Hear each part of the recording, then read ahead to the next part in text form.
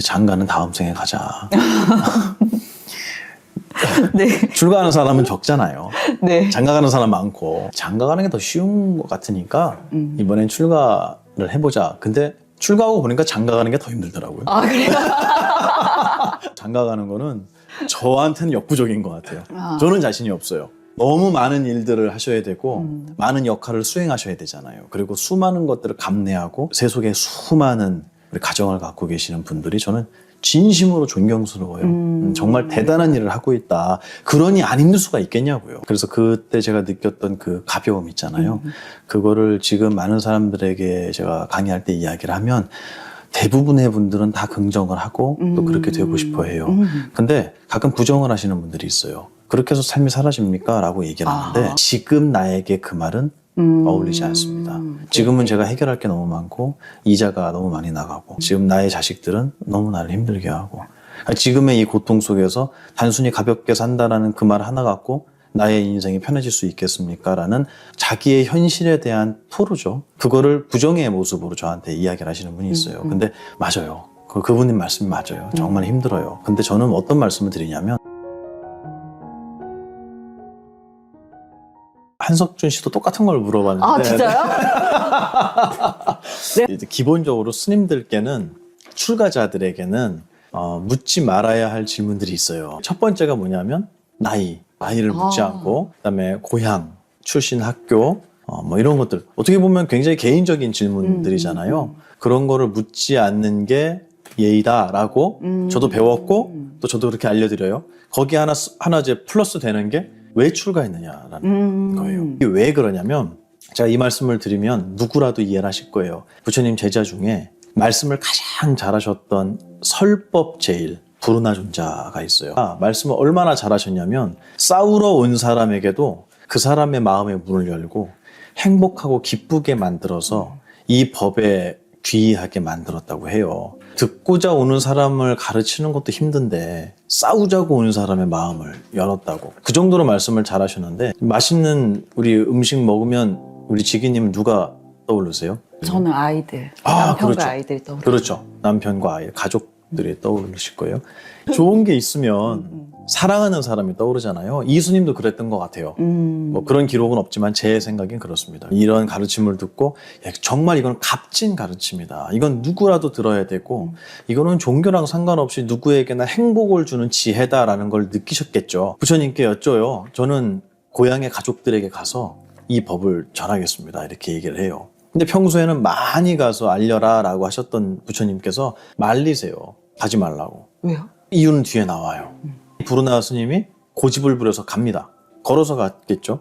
그 마을 어귀에 스님의 행색으로 출가자의 행색으로 탁 들어갔는데 농경사회잖아요. 그러니까 밭을 막 갈고 있었던 거예요. 농부가. 웬 출가자가 스님이 이렇게 걸어오니까 스님이 오시는구나 라고 한 게 아니라 저 누구네 집 둘째 아들 아니야? 이렇게 얘기했대요. 출가자로 보는 게 아니라. 그러면 이 부르나 존자가 거기에서 이 법을 전할 수 있었을까요? 개인으로만 보고 어느 집 둘째 아들 막 이렇게만 봤을 수도 있겠네요. 거기서 이 삶에 대한 우리의 정신에 대한 마음에 대한 우주에 대한 법칙을 설명할 때 야, 너 어렸을 때 우리 집에서 그거 옛날에 내가 고등어 꺼준 거 기억나? 너 바지 오줌 싸고 내가 빨아준 거 기억나? 여기로 가는 거예요. 다시 얘기해서 우리는 무슨 말을 하느냐가 아니라 누가 말을 하느냐에 훨씬 더 무게를 많이 둬요. 그렇기 때문에 이 스님들이 이 법을 전할 때는 나의 개인의 그릇에 담아서 주어서는 안 돼요. 이거 그대로 전해야 되기 때문에. 네네. 그래서 스님에게 나이를 물어보면 나보다 조금 더 어린데 어떻게 저렇게. 학교를 물어보면 몇 기예요? 고등학교? 이렇게 되는 거예요. 군도 마찬가지예요. 특히 해병대. 네. 해병대 물어보면 해병 나왔습니다. 그러면 몇 기입니다. 그러면 차렷! 이렇게 시켜요. 스님한테. 네. 네. 그런 건 필요 없어요. 웃자고 얘기했지만 네. 이 법을 전하는 수행자에게 개인적인 거를 물어봤을 때 그분에게 신뢰가 되는 게 아니라 듣는 사람의 마음이 달라진다라는 거를 불교에서는 거기까지도 걱정을 해요. 그래서 스님에게는 묻지 않는 게 예의다.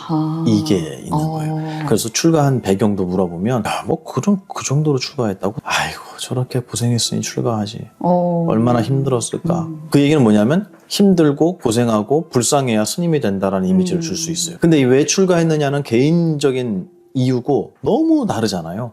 그렇기 때문에 그거를 여쭙는 게 공부를 배우는 사람에게 있어서는 득될 게 하나도 없다.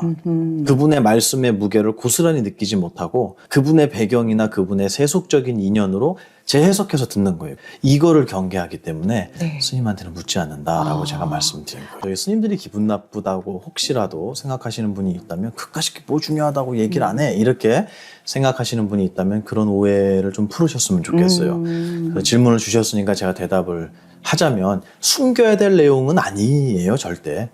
저는 어릴 때 중학교 1학년, 2학년 이때 질풍노도의 시기죠. 네네. 사춘기. 말도 못했어요, 저는. 근데 그게 왜 그렇게 크게 왔냐면 부력 같아요, 저는. 배는 물건을 많이 실을수록 부력이 높아지잖아요. 네. 저는 어릴 때부터 어른들이 이렇게 하지 마, 이렇게 해야 돼. 저는 그거를 정말 목숨처럼 지켰던 것 같아요. 특이했던 것 같아요. 제 어린 시절 돌아보면 무조건 어른들의 말씀은 진리고 그 말씀대로 했을 때는 항상 칭찬받고 나는 손해볼 게 없다라는 되게 맹목적인 믿음이 있었어요. 그게 나쁜 거냐고 물어보면 글쎄요. 하지만 그게 나중에는 도구로 저한테 작용했어요. 사춘기 때가 딱 되니까 눈이 떠지잖아요. 네. 그래서 어른들의 세계를 이제 조금씩 알게 되는 거예요. 그쵸. 그때 윤리 선생님이 윤리적이지가 않은데 이거를 그쵸. 알았던 거예요. 양보하라고 하지만 저분은 양보 안 하는데 나한테는 많은 사람들하고 화합하고 용서하라고 얘기하지만 저분은 맨날 싸우고 미워하네? 이런 것들을 볼 때 네. 저분의 어떤 개인적인 인격, 인품에 대한 실망이 아니라 어른들이라는 기성세대 전체에 대한 세상에 대한 어떤 분노로 그게 바뀌었던 것 같아요. 왜냐하면 제가 어른들의 말씀을 지키는 게 어린 친구들한테 그게 쉬운 일은 아니거든요. 저도 나름대로 노력을 되게 많이 했나 봐요. 이 노력을 했던 모든 시간들이 다 분노로 바뀌어버리는 거예요. 나한테 왜 그랬어, 그럴 거면. 당신들도 그렇게 안 살을 거면서 왜 나한테 그렇게 살으라고 했어. 이 분노가 엄청 났었어요, 저는. 그래서 어른들을 막 너무 증오하기 시작한 거예요. 그래서 제가 그만큼이 독이 된 것 같다고 말씀을 드린 거예요. 아마 제가 이 길을 가지 않았으면 정말 대한민국에서 안 좋아하는 사람이 됐을 거예요. 누구라도 안 좋아하는 사람이 됐을 거예요. 그런데 이제 선생님한테 매일 혼나고 반항하고 뭐 숙제, 시험 이런 거는 아예 뭐 다 놔버리고 친구들하고 매일 다투고 그런 시간을 지나다가 미술 선생님이 담임 선생님이셨는데 엄청 제가 그날 맞았어요. 그 선생님이 울면서 때리시더라고요. 그때도 연세가 많으셨어요. 근데 울면서 때리세요. 왜 그러냐고 도대체. 그러면서 말을 한마디도 안 했어요. 저는 그때도 고집 부리면서. 왜냐하면 그런 모든 행위들이 다 가식으로 느껴졌던 거예요. 끝까지 말을 안 하고 집으로 돌아가는데 그 선생님께서 집으로 전화를 하셨대요. 그때는 휴대폰이 없던 시절이니까 전화하셔서 저희 모친께 내가 지금 아들을 이렇게 때려서 보냈으니까 집에 가면 좀 안아주라고. 왜 그렇게 마음이 삐뚤어지고 화가 나 있는지를 어머님께서 한번 물어봐 달라. 이렇게 얘기를 하시는 거예요. 그래서 집에 올라가는데 오르막길인데 저 오르막길 끝에 나와 계시더라고요. 정말 그때 죽고 싶었어요. 그냥 그대로 죽어버려. 옆에 차도로 뛰어들고 싶었어요. 왜냐면 선생님한테 혼나고 왔으니까 학교 시간이 많이 늦어졌을 거 아니에요. 그 시간에 왜 오질 않는지 걱정하는 분들, 그리고 나를 울면서 때렸던 선생님, 그리고 나를 맨날 걱정했던 친구들, 이런 모든 사랑하는 사람들이 있다는 건 알아요, 제가. 하지만 그 사람들에게 나는 왜 이렇게밖에 행동할 수 없었을까? 잘해주고 싶어도 잘해주지가 않는 거예요. 내 마음이 내 마음대로 안 되는 거예요. 이게 제 불교 심리학의 어떤 핵심이었었어요. 어떤 시발점이었어요. 내 마음인데 왜 내 마음대로 못하지 우리는? 이 의문에서 시작을 강의를 했거든요. 그때 그 생각이 들었어요. 나는 왜 이렇게 주변 사람에게 가시도 치는 사람일까? 정말 그냥 없어져 버리고 싶은 거예요, 세상에서. 저희 모친께서 그러시더라고요. 왜 그렇게 힘들어하냐고 물어보셨어요. 근데 제가 그때 막 울면서 그랬어요. 그때 중학교 1학년 때예요, 그때가.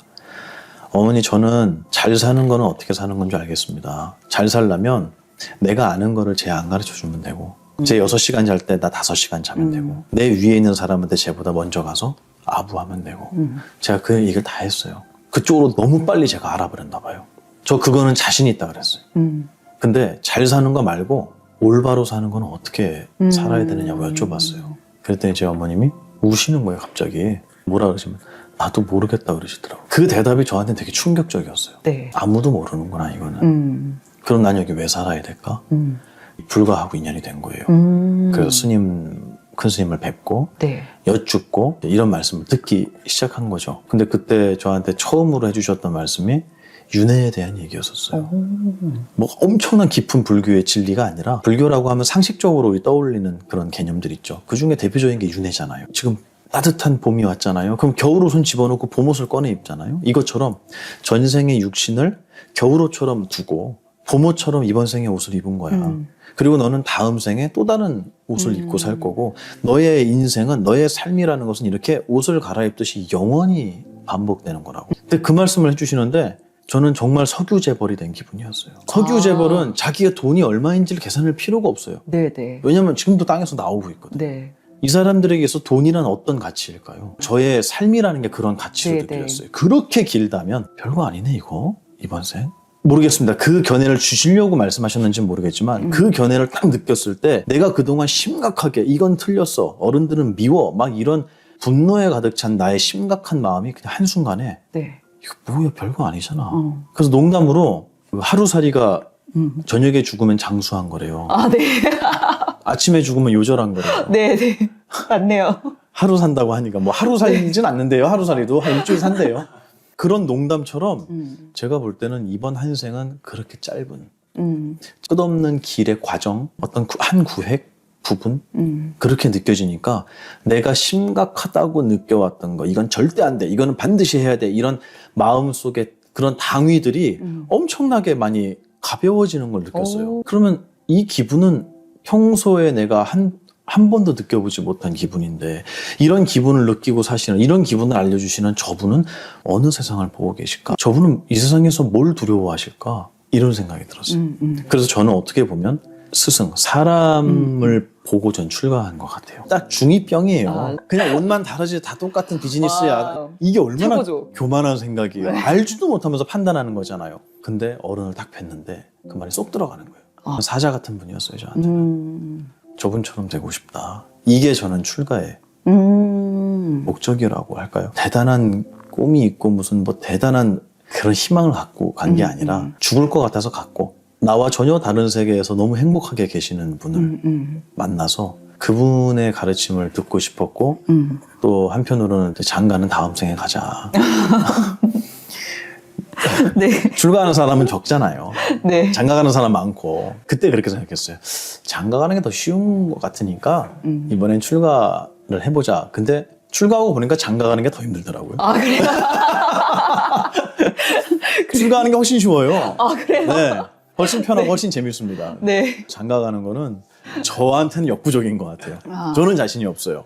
너무 많은 일들을 하셔야 되고 많은 역할을 수행하셔야 되잖아요. 그리고 수많은 것들을 감내하고 인내하고 지켜내셔야 되는 세속에 수많은 우리 가정을 갖고 계시는 분들이 저는 진심으로 존경스러워요. 정말 대단한 일을 하고 있다. 그러니 안 힘들 수가 있겠냐고요. 힘들 수밖에 없죠. 그래서 출가를 하게 돼서 저는 이 법을 배우고 그래서 지금의 이 모습으로 오늘 시기님과 이렇게 만나게 됐습니다. 네. 그게 출가의 뭐 배경이라면 네. 네, 가장 아. 대표적인 배경이에요. 그래서 그때 제가 느꼈던 그 가벼움 있잖아요. 그거를 지금 많은 사람들에게 제가 강의할 때 이야기를 하면 대부분의 분들은 다 긍정을 하고 또 그렇게 되고 싶어 해요. 근데 가끔 부정을 하시는 분들이 있어요. 그렇게 해서 삶이 사라집니까? 라고 얘기를 하는데 그분들의 마음도 한편으로는 이해가 돼요, 저는. 그게 이 말 자체를 부정하는 게 아니라 지금 나에게 그 말은 어울리지 않습니다. 지금은 제가 해결할 게 너무 많고 이자가 너무 많이 나가고 지금 나의 자식들은 너무 나를 힘들게 하고 지금의 이 고통 속에서 단순히 가볍게 산다라는 그 말 하나 갖고 나의 인생이 편해질 수 있겠습니까? 라는 자기의 현실에 대한 토로죠. 그거를 부정의 모습으로 저한테 이야기를 하시는 분이 있어요. 근데 맞아요. 그분님 말씀이 맞아요. 정말 힘들어요. 근데 저는 어떤 말씀을 드리냐면 수많은 결정을 해서 우리는 그 결정에 대한 결과를 불교에서 과보라고 하잖아요. 그 수많은 결정들에 대한 과보를 내가 다 만들어 놨어요. 쉽게 얘기하면 씨앗을 여기저기에다 기억도 못할 만큼 그리고 어떤 씨앗인지도 모르고 막 심어놨어요. 그리고 이제 그게 싹이 터서 꽃이 피고 열매가 맺을 때가 되면 나에게 왜? 이 말이 나오는 거예요. 불교에서는 모두가 자기가 한 거라고 얘기는 해요. 하지만 이 결과가 고통스러운 분들은 내가 했다라는 걸 인정하지 않고 싶어 하죠. 수많은 것들을 이미 결정하고 다 심어놓고 그 과보를 받는 분들이 이 얘기를 들으면 아 그래 그렇게 화가 날 수 있겠다라는 생각도 들어요. 근데 한편으로는 아직 그런 걸 많이 심지 않은 분들이 있다면 특히 청소년들이나 네. 청년들이나 이런 분들이 계시다면 저는 반드시 이걸 배우고 세상으로 나갔으면 좋겠다는 생각이 들어요. 맞아요. 그래서 그렇게 힘든 과보, 내가 원하지 않았던 결과들이 나에게 오는 것을 때로는 미리 알고 아 이런 일이 오겠구나라고 미리 알고 또 때로는 아 이거는 나중에 행복한 결과가 올 수 없어.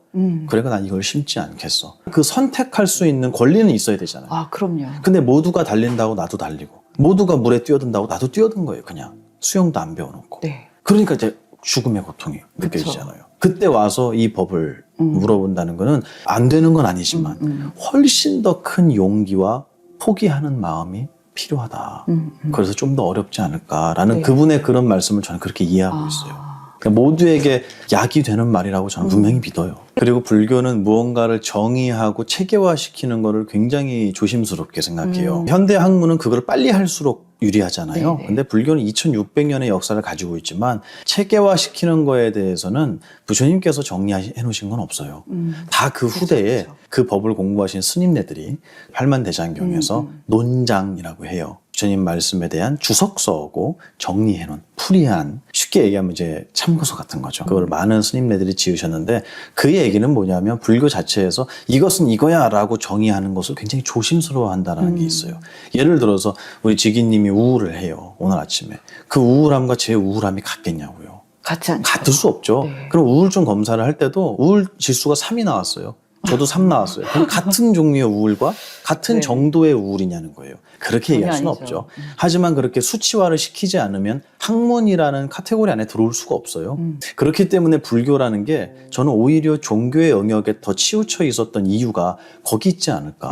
체계화를 시킬 수 있는 수많은 정말 이 인재들, 천재들과 역사적인 천재들과 그 시간이 있었음에도 불구하고 왜 대한민국에서 또 수많은 나라에서 불교가 정말 위대한 지혜의 가르침이 아니라 왜 종교의 영역으로 들어가 있을까라는 것을 저도 많이 물어보는데 바로 거기에 정의하지 않는 이건 이거야 라고 못 박지 않는 이 불교의 유연함이 저는 그게 한몫했을 것 같아요. 뭐 관공서나 병원 이런 데 가면 그 정수기 있잖아요. 네. 여기도 정수기가 있죠. 정수기를 찾는 사람들은 누가 찾을까요? 목마른 사람들이 찾는 네. 거예요. 그러면 목마른 사람이 정수기를 찾는다는 거는 물을 마시기 위함이잖아요. 그러면 정수기의 역할은 뭘까요? 물을 주는 거죠. 누군가 정수기를 설치해 줬어요. 목마른 사람들이요 모두 와서 물을 마시세요. 근데 정수기인지를 아무도 안 알려준 거예요. 그랬더니 사람들이 그때부터 무슨 얘기를 듣냐면 누가 요 정수기 있는데 얼마 전에 왔다 갔는데 올 때는 얼굴이 엄청 안 좋았는데 갈 때는 환하게 웃으면서 갔어. 아하. 올 때는 막 배 아프다 그랬는데 갈 때는 배 하나도 안 아프대. 그때부터 사람들이 와서 정수기 절을 하기 시작하는 거예요. 아, 네. 우상숭배네요. 저는 이게 다른 종교는 모르겠습니다. 제가 뭐 그쪽은 전문가가 아니니까요. 불교는 자꾸 이 비유가 떠올라요. 이런 거 아닐까라는 느낌이 자꾸 들어요.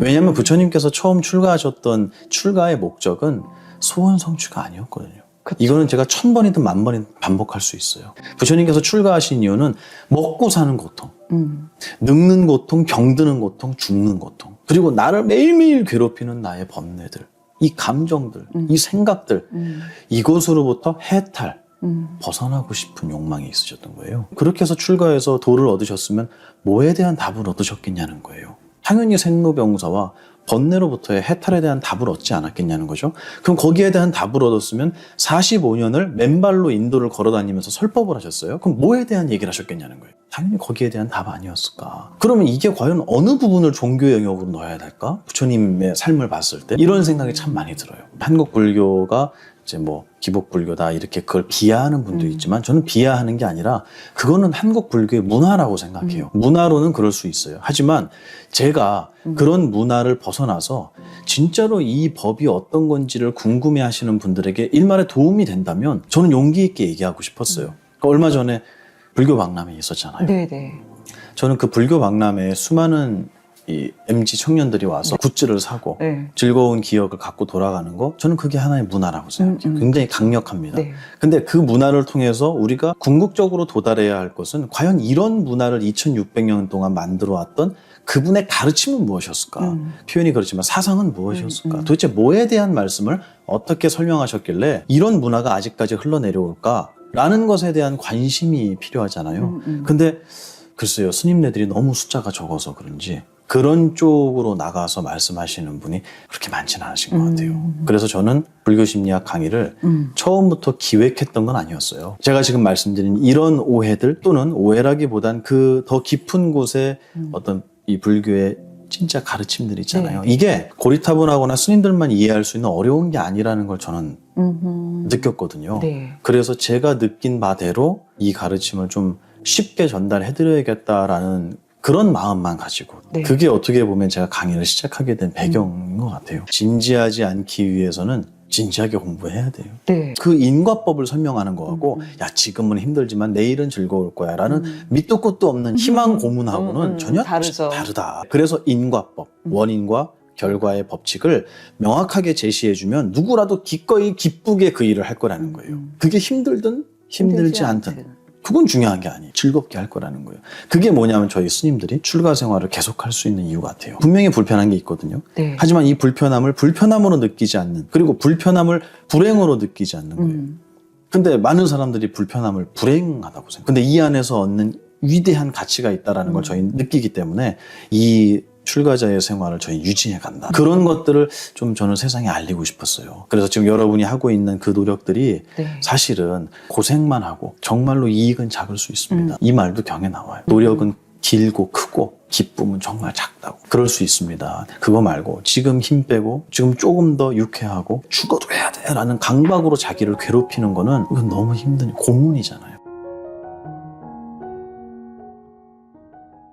고통은 지금에 있잖아요. 이거 말고 죽은 다음을 얘기한다면 말이 안 돼요. 제가 그냥 지어내는 게 아니라 경에 나와요. 죽은 다음에 천당 간다. 종교의 기본이잖아요. 불교는 그렇게 얘기하지 않거든요. 정말 죽은 다음에 천당을 간다고 그렇게 많이들 하는데 부처님 정말입니까? 그게 정말이면은 저를 위해서 기도 좀 해주세요. 이렇게 얘기를 해요. 부처님한테. 경전에 나와요. 부처님이 뭐라 그러시냐면 어떤 남자가 요즘 말로 얘기하면 클럽에 놀러 간 거예요. 그래서 너무너무 예쁜 아가씨를 만나서 밤새 노는 거예요. 네. 그리고 다음날 자기 친구한테 와서 자랑하는 거예요. 야, 나 어저께 이러이러한 데를 가서 진짜 예쁜 아가씨하고 밤새 놀았어. 너무 재밌었어. 또 만나고 싶어 나. 그러더니 남자들은 그런 얘기 들으면은 질문이 다 똑같아요. 얼마나 예뻐? 뭐 이런 거. 그거밖에 몰라요. 그분은 고향이 어디야? 몰라. 키가 커? 작아? 몰라. 얼굴은 밝아? 까무잡잡하고 건강해? 몰라. 아버지는 뭐 하는 사람이야? 몰라. 직업은 뭐야? 몰라. 본 적도 없고 아는 것도 없는 거예요. 네. 전날 아가씨하고 놀았다라는 그 얘기를 믿겠냐는 거예요. 안 그쵸. 믿죠. 너 거짓말이지. 어떻게 그걸 모를 수가 있어. 그럼 우리가 아는 천당은 어떻죠? 천국은? 어디에 있죠? 몇 평 정도 되죠? 몰라요. 어디로 가야 갈 수 있죠? 몰라요. 언제 갈 수 있죠? 몰라요. 누가 가죠? 몰라요. 갔다 온 사람은요? 없어요. 본 사람은요? 없어요. 이걸 믿겠냐고. 경에 나와요, 그대로. 제가 어떤 걸 비하하는 게 아니라 경에 있는 걸 그냥 말씀드린 거예요. 우리는 무언가 행복이라는 것이 있으면 언제 그 행복을 확인하고 언제 얻어야 되느냐 이거예요. 지금 해야 된다는 거예요. 네. 지금이라는 가르침을 자꾸 저 미래로 밀어두고 지금은 고통으로 채우면서 이 고통스러운 나의 인생이 지나가고 나면 행복이 올 거야. 많은 사람들에게 그냥 상식처럼. 근데 그게 약간 뉘앙스가 다른 거예요. 왜냐하면 공부를 열심히 하는 거를 고통이라고 생각한다는 거는 제가 볼 때는 인과법을 모르는 것 같아요. 만약에 지금 내가 약을 먹어야 병이 낫는다. 그럼 약을 고통스럽게 먹는 사람은 없어요. 아무리 힘들어도 이 과정이 기꺼이 하죠. 저는 그 인과법을 설명하는 거하고 야, 지금은 힘들지만 내일은 즐거울 거야 라는 밑도 끝도 없는 희망 고문하고는 전혀 다르죠. 다르다. 그래서 인과법, 원인과 결과의 법칙을 명확하게 제시해주면 누구라도 기꺼이 기쁘게 그 일을 할 거라는 거예요. 그게 힘들든 힘들지 않든 그건 중요한 게 아니에요. 즐겁게 할 거라는 거예요. 그게 뭐냐면 저희 스님들이 출가 생활을 계속할 수 있는 이유 같아요. 분명히 불편한 게 있거든요. 네. 하지만 이 불편함을 불편함으로 느끼지 않는, 그리고 불편함을 불행으로 느끼지 않는 거예요.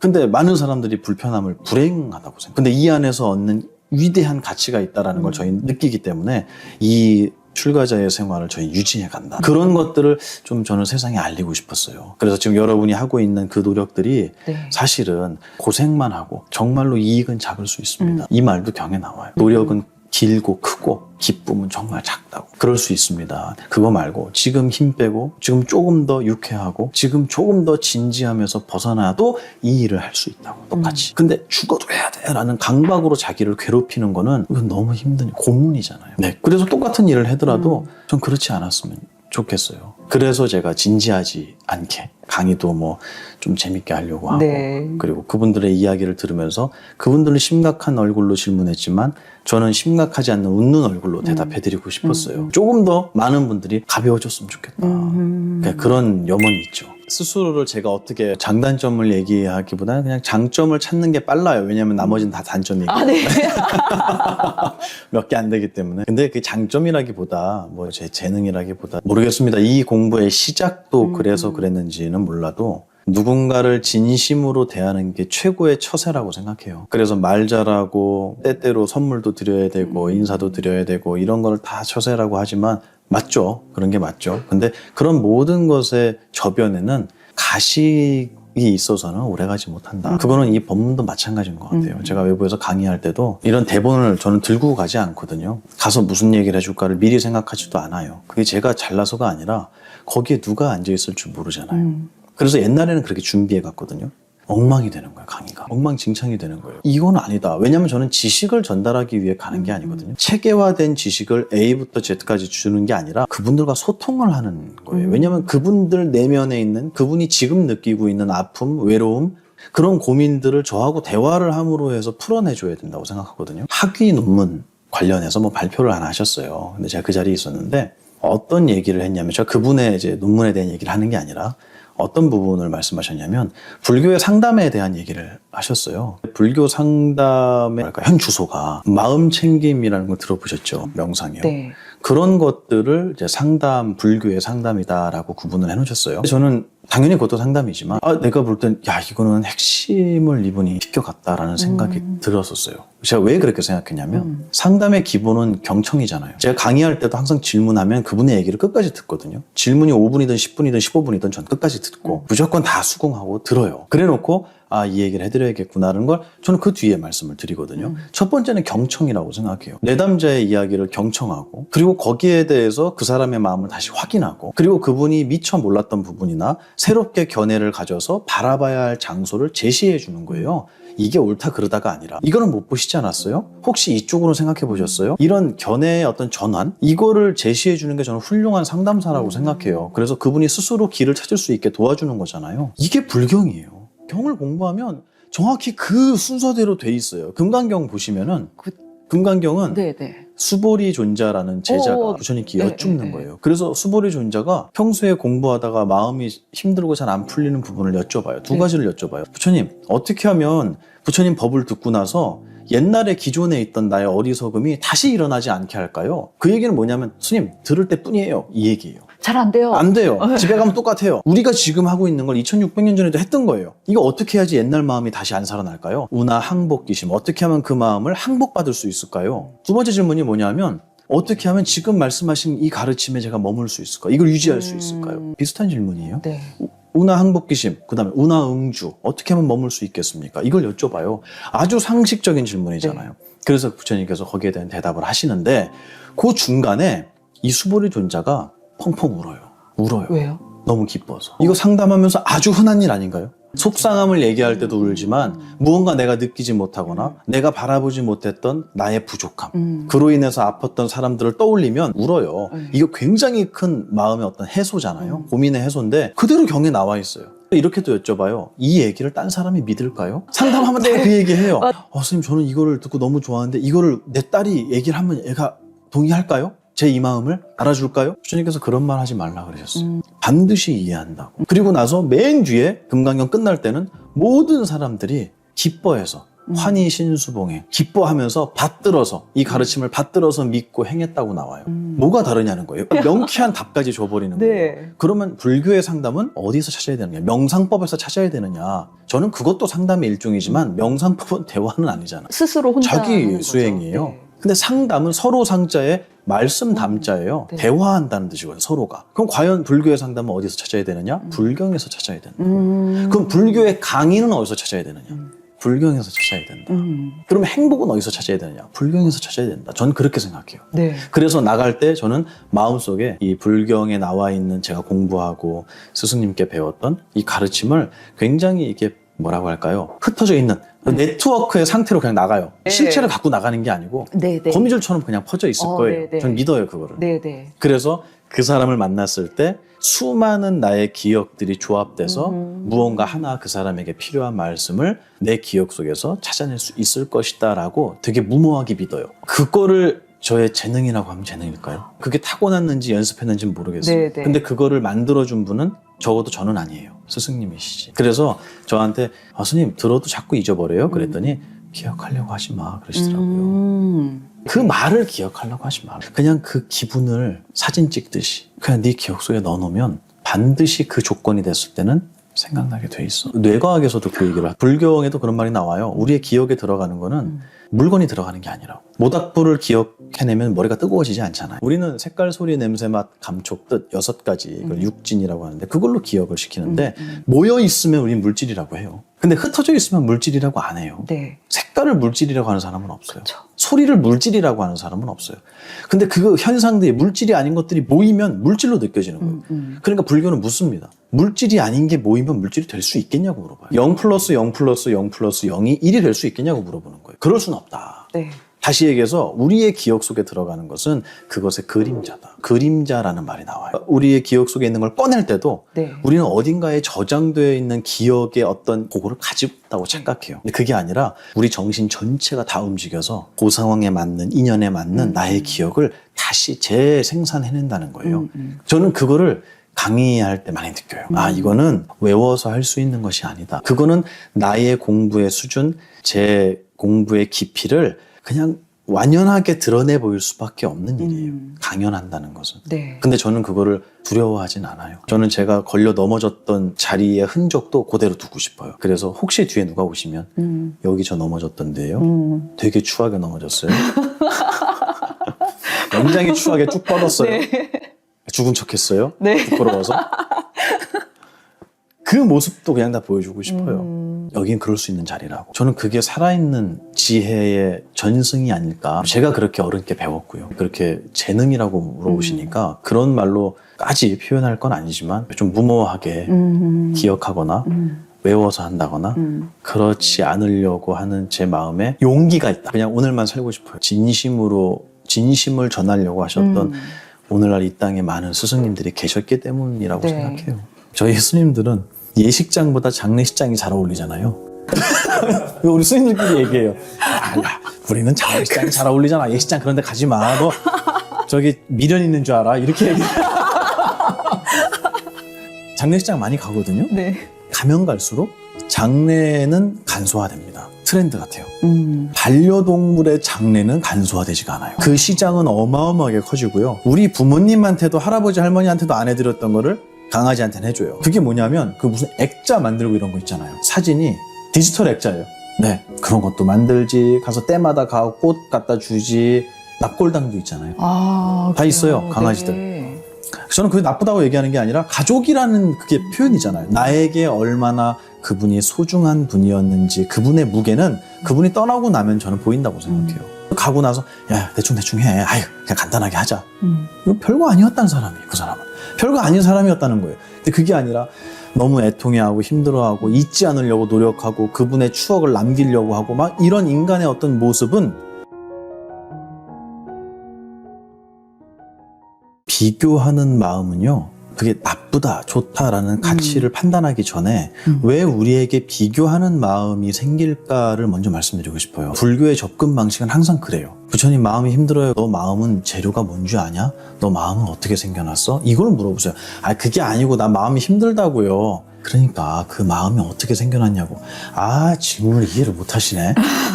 이렇게 돼요. 네. 제가 지금 말씀드리는 것도 비교하지 않는 것, 비교하지 않으려면 어떻게 해야 될까? 혼자 우뚝 서려면 어떻게 해야 될까? 비교하는 능력이 있으니까 비교를 하는 거잖아요. 우리 정신에 갖춰져 있어요. 근데 왜 우리는 비교하는 것으로서 나라는 것을 정의하려고 하는 것이냐? 거기서 그 우울이 생긴 거잖아요. 그쵸. 비교함으로 해서 정의된 내가 초라한 내가 돼버렸던 거예요. 왜 이런 상황이 생기느냐? 나라고 하는 거는요. 홀로 존재하지는 못해요. 이거를 불교에서 무아라고 합니다. 네, 나는 언제만 있냐면 세상이 있을 때만 있어요. 이거는 네. 수행을 많이 하면 그렇게 되는 게 아니라 네. 오늘 아침에도 그랬고 지금도 그렇습니다. 이거를 불교에서는 아주 노골적이고 피부에 와닿는 그게 뭐냐면 세상에 있는 색깔이 다 사라지면 이거 뭐에다 쓰는 물건이냐고. 색깔이 다 사라졌어요. 그러면 이거 뭐에다 쓰죠? 둥그런 거? 눈이라는 이름은 남을까요? 없죠. 세상을 보는 눈 이런 개념은 없어져 버려요. 그러면 소리가 싹 다 사라지면 얘는 뭐에다 쓰는 거예요? 쓸 데가 없죠. 그렇죠. 소용이 없는 거예요. 쓸 바가 없는 거예요. 쓸 곳이 없는 거예요. 나의 눈을 만들어주는 거는 보이는 것들. 색깔이 내 눈을 만드는 거예요. 당연하죠. 아, 내 네네. 귀가 소리를 만들고 소리가 나면 내 귀가 있으면 아는 거예요. 색깔이 보이면 내 눈이 있으면 알고 내 눈이 있다는 건 곧 앞에 색깔이 있다는 거예요. 이거는 동전의 앞뒤와 같아서 하나의 몸인 거예요. 색깔은 눈과 짝이고 귀는 소리와 짝이고 그러면 6개의 감각기관이 있으니까 네네. 12개겠죠? 12처라고 해요. 굉장히 중요한 개념이에요. 다시 얘기해서 이거는 짝으로밖에 있을 수가 없고 그 중에 하나가 사라지면 반대편도 사라진다는 얘기예요. 이거를 조금 더 확장하면 나라고 하는 마음도 마찬가지입니다.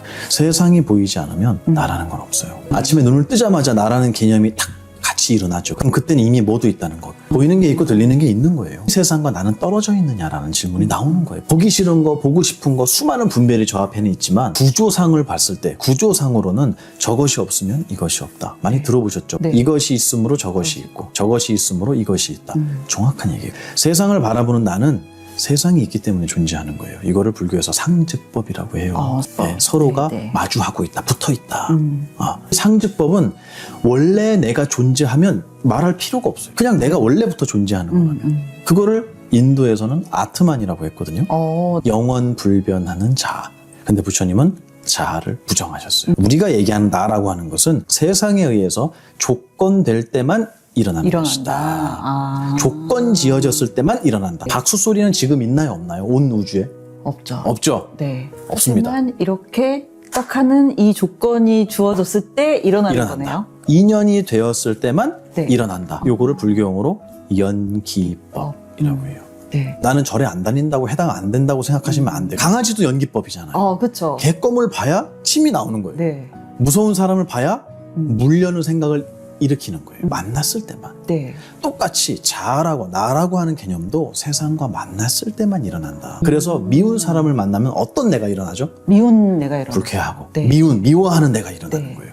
그리고 슬픈 영화를 만났을 때는 슬픈 내가 일어나는 거예요. 그리고 이렇게 우리 인터뷰하면서 지기님 만나면 반가운 내가 또 일어나는 거예요. 네, 네. 이 나를 진짜 나라고 할 수 있겠느냐고 물어보세요. 이건 내가 될 수 없다. 수많은 찰나에 생겨났다가 사라지는 수많은 나 중에 그냥 하나일 뿐이에요. 내가 아닌 건 아니에요.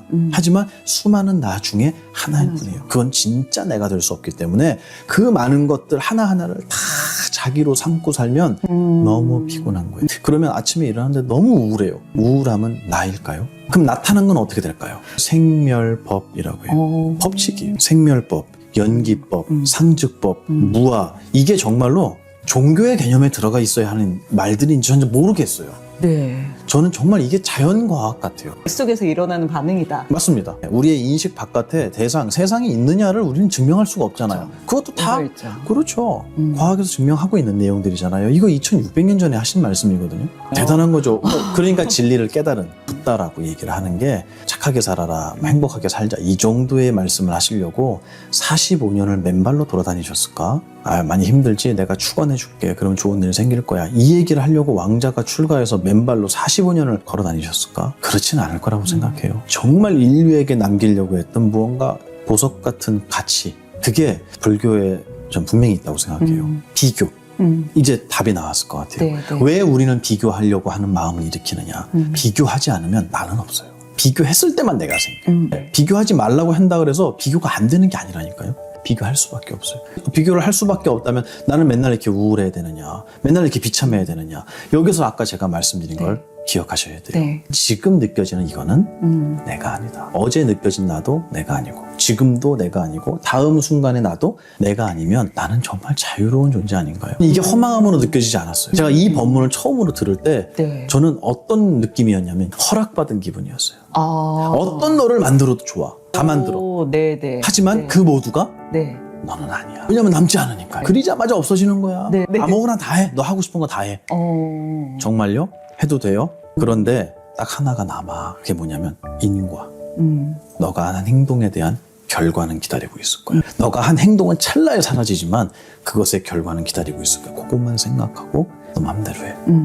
이렇게 말씀해 주셨어요. 네. 그때 저는 허락받은 기분. 옛날에 어른들 말씀하면 무조건 들어야 되는 사람이라고 네네. 저를 괴롭혔잖아요. 네. 그게 아니라 말 안 들어도 되네. 때로는 뻔뻔스럽게 말 안 들어도 되고 때로는 열심히 그분의 마음을 헤아려서 시키지 않은 것도 해도 되고 나는 뭐든지 할 수 있고 뭐든지 될 수 있는 사람이네. 이 기분을 느꼈어요. 비교하지 않는 나만의 오롯한 자존감을 지켜야 된다. 그런 건 없더라고요. 해보니까. 아무리 이걸 지켜도 네. 누군가 앞에 서면 상대적인 내가 생겨나요. 네. 법칙이니까. 이걸 버리지 말자는 거죠. 어떻게 그럼 남들 안 만나고 살 거냐는 거예요. 그쵸. 안 만나면은 저기 날아다니는 새 보면서도 부러워.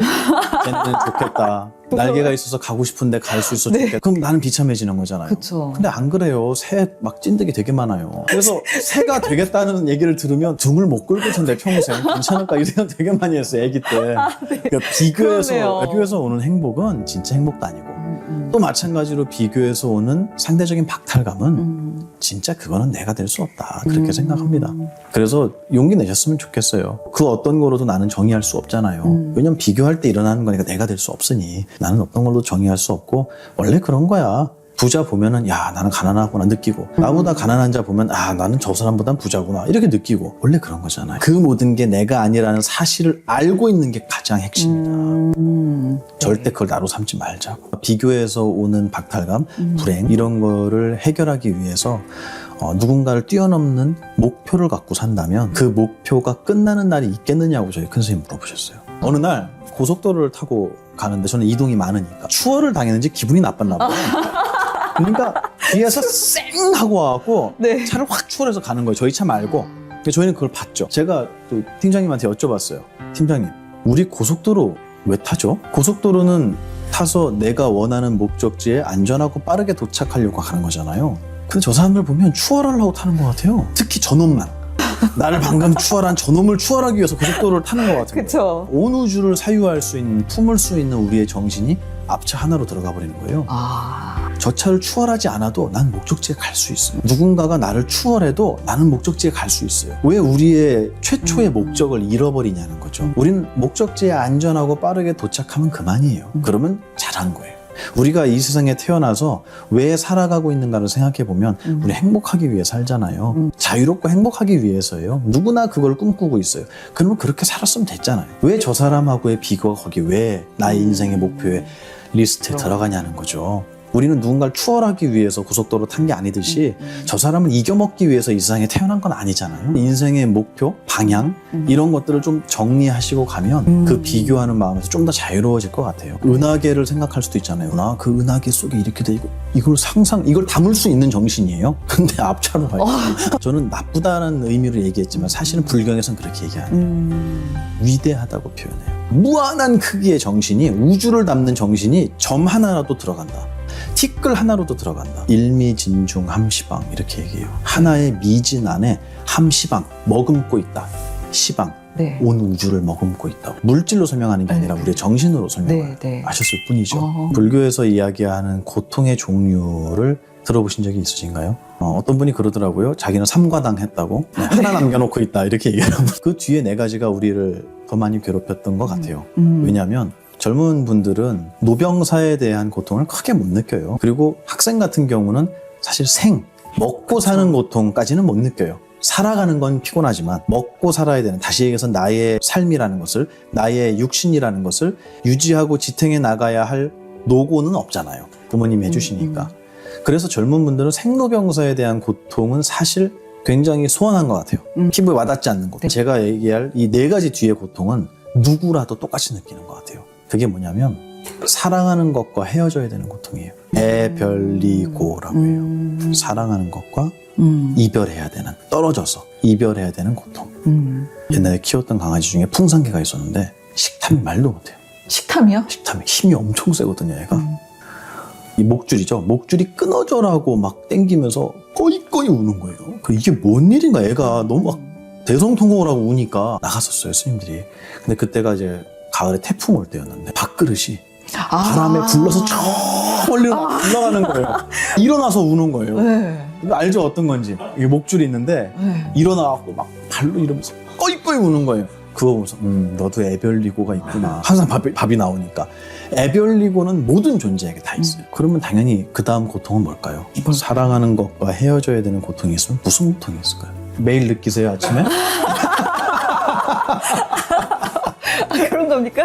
그렇죠. 원증회고라고. 그런. 원망하고 미워하는 것, 원한을 가진 미워하는 것과 회고, 다시 만나야 되는 고통, 만나야 되는 고통이 있는 거예요. 2600년 전에는 없었고 지금만 있겠냐고요. 그때도 너무 있었을 것 같아요. 네, 똑같아요. 네. 지금은요. 현대인들의 고통은 훨씬 이쪽에 치중돼 있는 것 같아요. 그리고 나서 그 다음에 뒤에 네 개를 좀 설명하잖아요. 거기에 세 번째 거는 뭐냐면 너무너무 갖고 싶은데 가질 가지지 수가 못하는. 없어요. 네. 부득고. 구하지만 부득 얻을 수 없는 고통. 이거 현대인들한테 없냐는 거예요. 엄청 많죠. 네. 네. 엄청 많아요. 네. 며칠 전에 부처님 말씀하신 게 아니고 2600년 전에 정의를 아예 팔고 그래 8가지 고통을 정의를 내려놓으셨다니까요. 그럼 그때의 고통과 지금의 고통이 다르겠느냐? 그렇지 않다고 봐요. 불교의 가르침을 감히 진리라고 얘기해요. 예외가 없는 법칙을 진리라고 해요. 나는 종교가 다르니까, 나는 국가가 다르니까, 나는 인종이 다르니까, 문화가 다르니까, 부모님이 다르니까 이런 이유로 나는 예외가 되는 법칙이라면 법칙이라고 하면 안 되죠. 하지만 이 법칙은 모든 이가 겪어야 되는 것이다. 그리고 마지막 8번째 고통이 오지 않은 것 때문에 고민하고 지나간 것 때문에 후회하는 고통.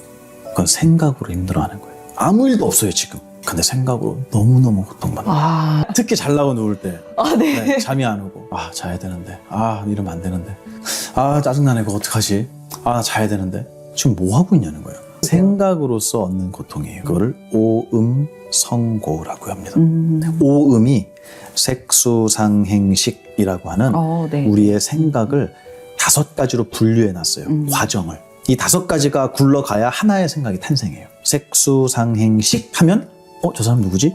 요게 되는 거예요. 그리고 다시 색수상행식 하면 봤던 사람인가? 이렇게 하나의 생각이라는 개체가 탄생하는 메커니즘이죠. 단위예요, 단위. 생각의 단위. 그거를 오음 또는 오온이라고 하는데 그걸로 만들어지는 고통이에요. 생각으로. 네. 이 8가지 고통은 옛날이나 지금이나 똑같이 있다. 이거는 제가 먼저 말씀드리고 싶어요. 그렇네요. 종류가 많아진 건 아니에요. 심해진 것 같긴 해요. 고통의 양이 더 늘어난 것 같긴 해요.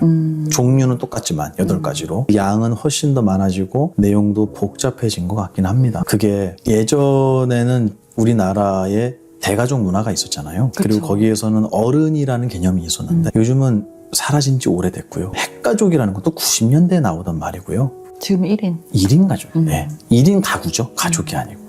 내 가족 혈연보다 반려동물을 더 귀하게 생각하고요. 그리고 저는 그걸 어디서 봤냐면 저희 스님들은 예식장보다 장례식장이 잘 어울리잖아요. 우리 스님들끼리 얘기해요. 야, 우리는 장례식장이 잘 어울리잖아. 예식장 그런 데 가지 마. 너 저기 미련 있는 줄 알아. 이렇게 얘기해요. 장례식장 많이 가거든요. 네. 가면 갈수록 장례는 간소화됩니다. 트렌드 같아요. 반려동물의 장례는 간소화되지가 않아요. 그 시장은 어마어마하게 커지고요. 우리 부모님한테도 할아버지 할머니한테도 안 해드렸던 거를 강아지한테는 해줘요. 그게 뭐냐면 그 무슨 액자 만들고 이런 거 있잖아요. 사진이 디지털 액자예요. 네, 그런 것도 만들지. 가서 때마다 가고 꽃 갖다 주지. 납골당도 있잖아요. 다 있어요, 강아지들. 네. 저는 그게 나쁘다고 얘기하는 게 아니라 가족이라는 그게 표현이잖아요. 나에게 얼마나 그분이 소중한 분이었는지 그분의 무게는 그분이 떠나고 나면 저는 보인다고 생각해요. 가고 나서 야 대충 해. 아유 그냥 간단하게 하자. 이거 별거 아니었다는 사람이 그 사람은. 별거 아닌 사람이었다는 거예요. 근데 그게 아니라 너무 애통해하고 힘들어하고 잊지 않으려고 노력하고 그분의 추억을 남기려고 하고 막 이런 인간의 어떤 모습은 그 사람과의 관계, 그 대상의 가치를 내 스스로가 표현하고 있는 것 같은데 갈수록 제가 볼 때는 그래요. 인간에 대한 우리가 인연을 맺고 사는 인간이라는 존재에 대한 가치, 무게가 갈수록 희박해지는 것 같아요. 그리고 반려동물은 늘어나고 외로움에 인간관계에서는 외로움을 해소할 수가 없는 거예요.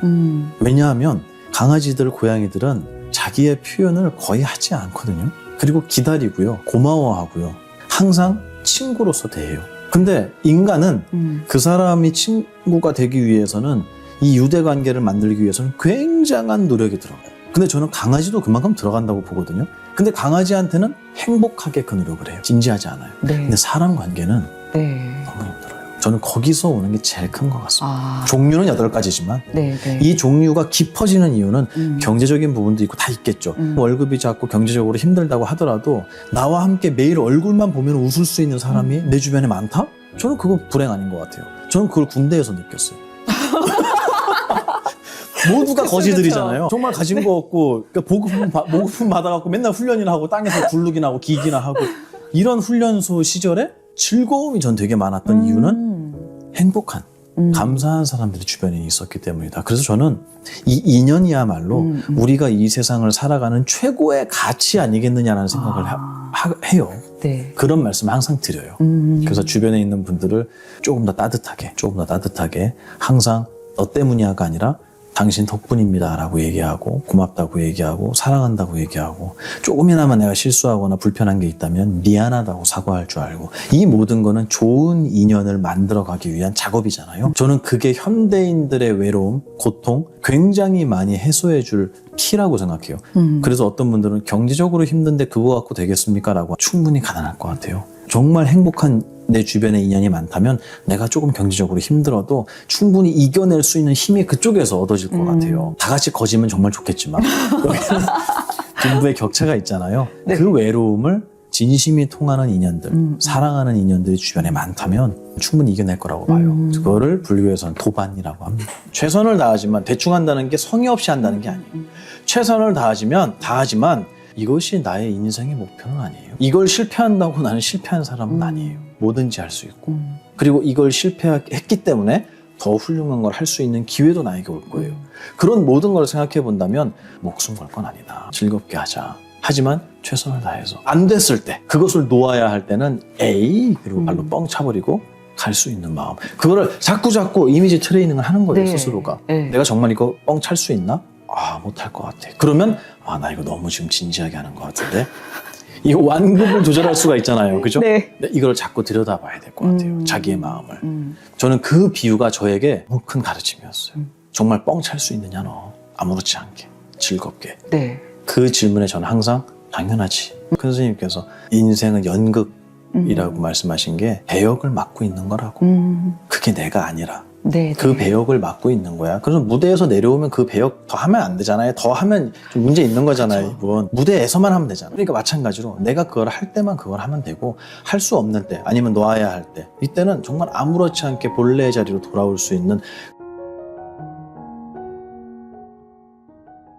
사회생활을 하시는 분들에게 있어서 필요한 것들을 말씀드린 거고 제 개인적으로 있어서 저는 최고의 어떤 선물이었던 게 스승이었어요. 선지식이라고 얘기해요. 아이는 마을이 키운다. 근데 지금은 그게 아니라 그냥 부모 밑에서 크는데 부모하고 같이 있는 시간도 너무 적고요. 애들에게 있어서 아이들이 크는데 가장 큰 요즘의 스승은 유튜브 같아요. 유튜브가 가장 큰 스승이고 나머지는 모두 경쟁자예요. 모두가 경쟁자고 나의 친구는 휴대폰과 유튜브밖에 없는데 유튜브에서 나오는 모든 것들도 지혜롭다라고 얘기하기는 좀 위험한 것들이 많잖아요. 그런 것들을 무분별하게 받아들이면서 아이들이 월천병 모르세요?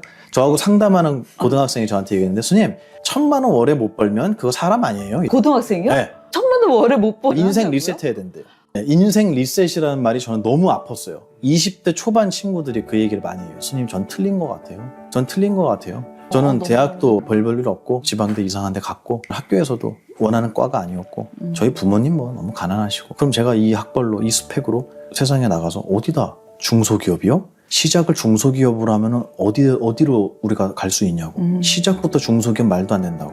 작은 데부터 시작하면 되지. 그거는 옛날 말이고요. 작은 데에 가 있으면 죽을 때까지 작은 데 있어야 된다는 거예요. 거기는 언제 망할지도 모르고 스펙으로 인정되지도 않는다는 거예요. 저 청년들의 얘기를 되게 많이 듣거든요. 인생 리셋하고 싶다. 농담이 아니라 되게 아픈 얘기잖아요. 네. 돌아가고 싶다라고 얘기하지만 반대로 얘기하면 지금의 인생을 끝내고 싶다는 얘기이기도 해요. 굉장히 가까운 얘기예요, 그게. 되게 불안하더라고요, 전 그 말이. 이런 이야기들을 어릴 때 부모뿐만 아니라 이런 이야기를 해줄 수 있는 정신적인 멘토가 좀 있었으면 좋겠다. 그 멘토를 찾는 게 TV에 나오는 유명한 사람들을 찾아갈 일이 아니거든요. 그게 아니라 정말로 이 친구에게 마음의 움직임을 일으킬 수 있는 사람이라면 저는 누구라도 스승이 된다고 생각해요. 스승은 한 명일 필요가 없다고 저는 믿어요. 이분한테는 이걸 배우고 저분한테는 저걸 배우는 거죠. 이렇게 해서 공부 말고 학원 말고 이렇게 많은 사람들에게 삶의 지혜를 배우고 내가 어떻게 살아가야 되는지에 대한 방향을 조언 들을 수 있는, 조언 받을 수 있는 멘토들을 만드는 것이 저는 정말 중요한 대한민국의 희망이라고 생각해요. 부모님들이 꼭 해줬으면 좋겠어요. 학원만 뺑뺑이 돌리지 말고 거기에 대해 반감을 가진 분들 많아요. 아이들을 모두가 키우는 방식으로 난 키우지 않겠다 하는 분 많거든요. 그러면 어떻게 키울 거냐에 대한 대답이 없는 거예요. 이런 문화가 좀 많아졌으면 좋겠고 수요가 있으면 공급이 있잖아요.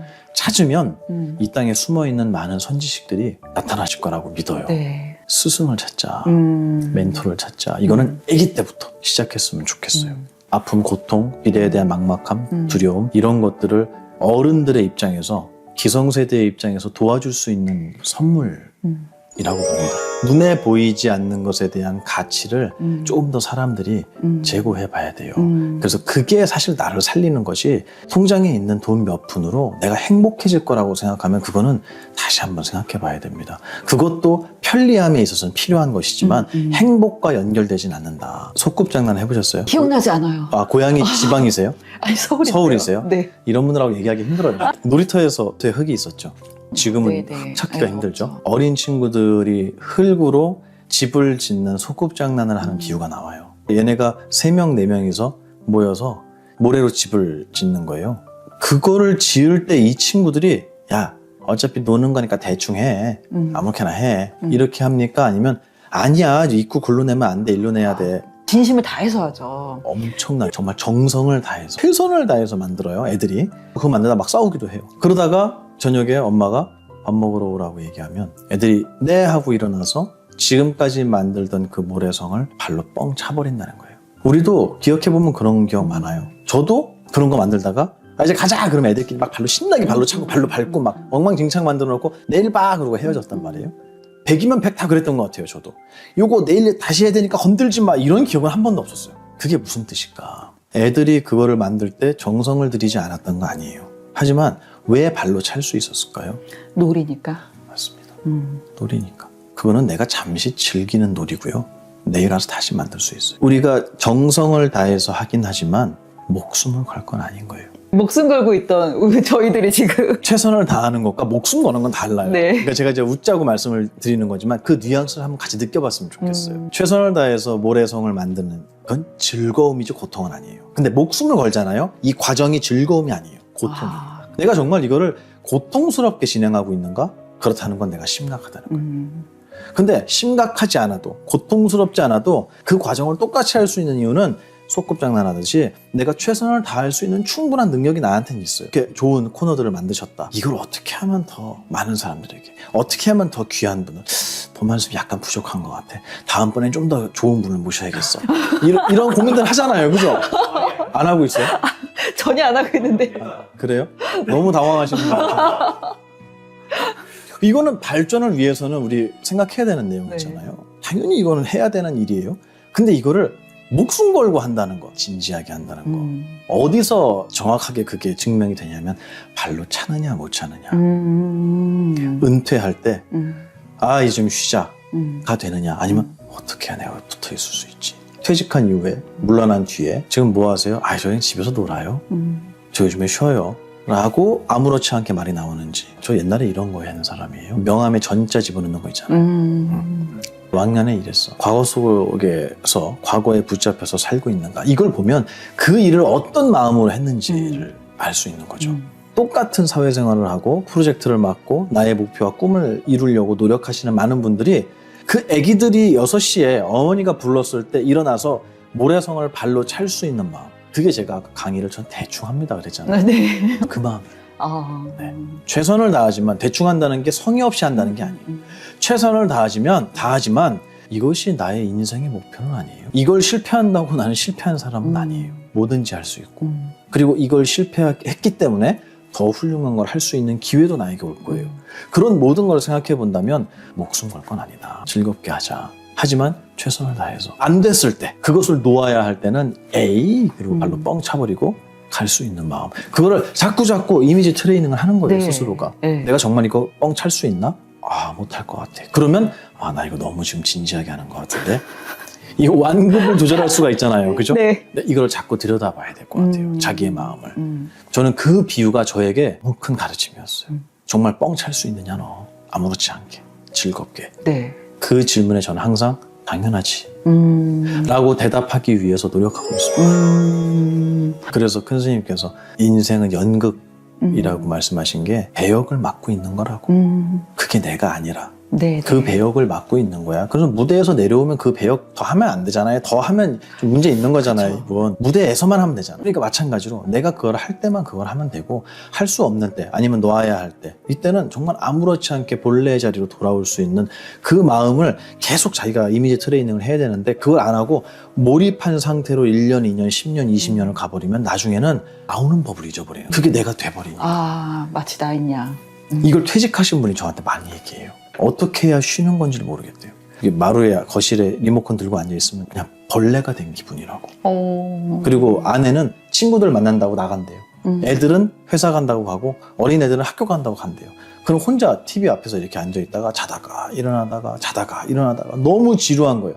배도 고픈데 음식도 못해. 부엌에 가도 먹을 게 없어요. 난 그동안 뭐 했지? 가정 내에서 이 남자의 자리가 없어요. 왜 남편 보고 거실에 있냐고 하는데요. 거기 말고는 갈 데가 없어서.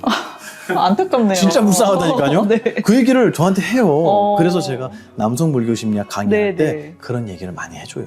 기획한 것도 이런 이유였어요. 스님 거실에 있는 게 좋아서 남자들이 소파에 늘어져 있는 게 아니라고. 거기 말고 갈 데가 없고. 그래서 조금 더 완급 조절. 네. 쉴 때 쉬고 일할 때는 일할 수 있는 이거를 좀 연습을 할 필요가 있다고 생각해요. 그리고 거기에는 진지함이 빠져야 된다. 방법이 될 것 같습니다. 경전에서 그 얘기도 나와요. 욕망이라고 하는 것은 우리를 병들게 한다라고 표현을 해요. 그래서 욕망에 사로잡힌 사람에 대한 경계의 글은 경전에 정말 무수히 등장을 합니다. 하고자 하는 사람은 원래 눈 멀게 돼 있어요. 하고자 하는 마음이 많은 사람은 주변을 못 보거든요. 그러니까 탐욕에 눈이 멀었다고 하잖아요. 그런데 이 탐욕이라고 하는 거를 꼭 부정적으로만 볼 수가 없는 게 우리는 무언가를 하고자 하는 욕구가 있기 때문에 더 아름다운 행복한 삶을 살 수 있잖아요. 이건 역시도 제가 말씀드린 것처럼 선지식이 필요하다고 생각해요. 그래서 지금 너가 얻으려고 하는 그것은 너가 얻을 수도 없을 뿐더러 얻는다고 치더라도 너의 손에 잠시 머물다 떠날 것이고 또 너는 그 뒤에 또 다른 탐욕이 생겨서 너는 끝도 없는 노력만을 반복해야 될 거다라는 거를 명확히 알려주는 스승이 있어야 된다고 생각해요. 근데 그게 아니라 노력하지 않는 사람을 패배자처럼 얘기하는 문화가 있다면 사람들이 무엇이 올바른 길인지를 알기 전에 일단 노력하는 거, 달려가는 것만 연습을 하는 것 같아요. 그게 요즘에 저는 수험생들 같아요. 너무 불쌍해요. 그게 아니라 이 길로 가면 그 끝에 무엇이 있다라는 거를 누군가한테 듣고 가면 좋잖아요. 그런 스승을 만나야 내가 무언가를 하고자 하는 마음, 욕심이거든요. 그 욕심을